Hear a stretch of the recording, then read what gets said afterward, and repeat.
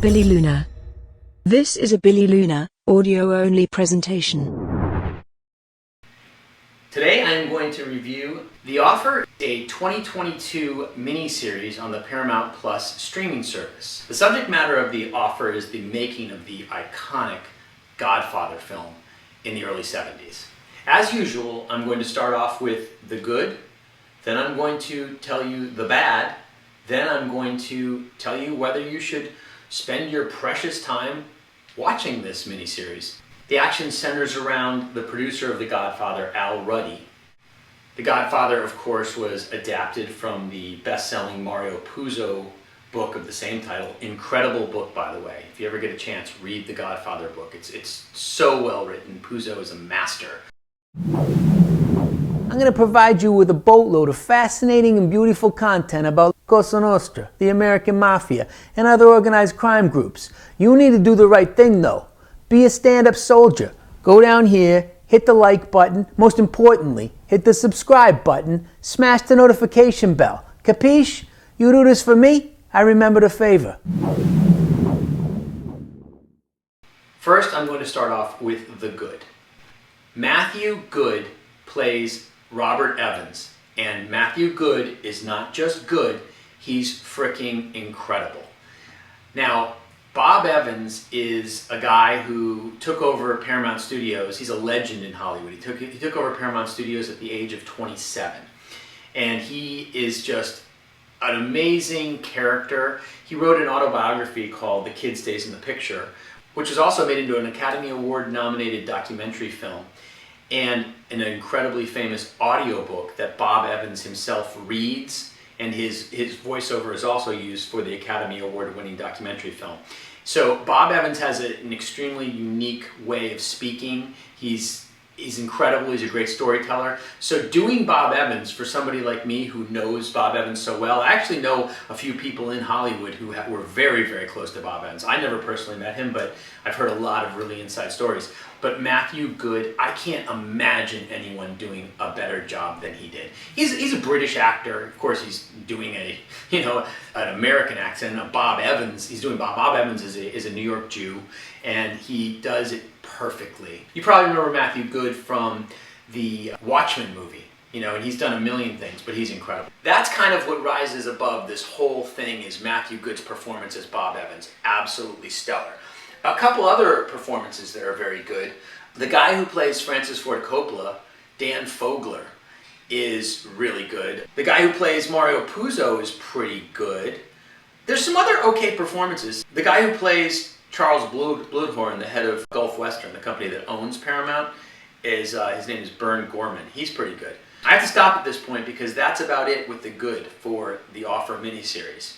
Okay, let's just go right into the bad. The bad.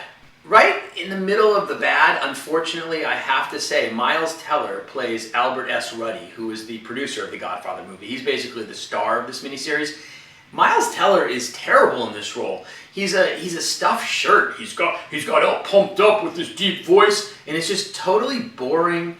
His performance is just, it's just cardboard and boring, and it's, right in the center of this thing. So that's one of the reasons I don't really like this series all that much. Some other performances, bad performances. Gianni Ribisi. I always think Gianni Ribisi he's not a good actor in anything he does. He does funny voices, and he's playing the Mafia boss, Joe Colombo, the head of the Colombo crime family. I have a lot of familiarity with Joe Colombo. I was working with a major Hollywood producer for a while, and we were developing a project about Joe Colombo, and I know how Joe Colombo speaks, I know how Joe Colombo is.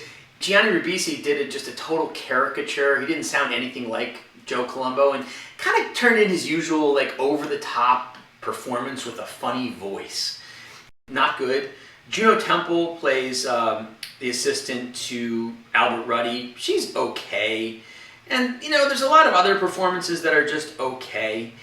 That's a problem. A lot of the acting's not great. Another problem, the big problem with this whole thing is that when you talk about the Godfather movie, you're talking about perhaps the greatest film ever made. Production value that's off the charts in terms of sound and cinematography and direction and acting. This miniseries did not have a production value that even came close to that. It reminds me of a production value from television, and I'm not talking about the modern era of television where we have these, big epic series that are really well done, that are kind of like extended movies. This felt like old television, kind of not good, low production value. There's like party sequences where Bob Evans was at a certain party, and I just thought to myself, this doesn't feel like the party. It doesn't feel as epic as a party that Bob Evans would have attended, in the 70s in Hollywood. And I didn't like the production value. Crazy Joey Gallo is a guy who was a member of the Colombo crime family who was at war with Joe Colombo. They featured Joey Gallo in this movie as going to Albert Ruddy, the producer of The Godfather, and extorting him, and all of these plot twists and developments related to Joey Gallo. Joey Gallo never met Al Ruddy. Joey Gallo had nothing to do with the Godfather movie in reality at all. This is just folly to some degree, and it's not good, and they try to insert this drama. I thought that the thing was, it had a lot of problems. The script wasn't great. Should you see it? It's a lot of time for you to invest in this miniseries, and it's not that good.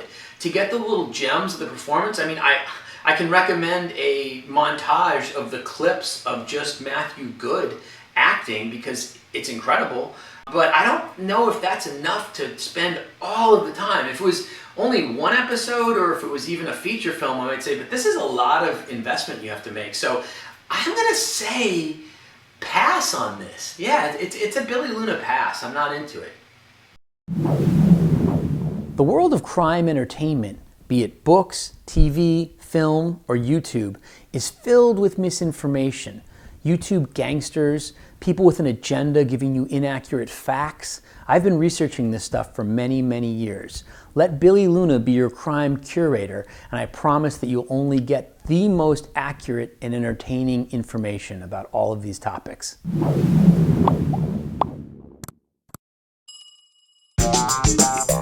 This is Victoria Luna.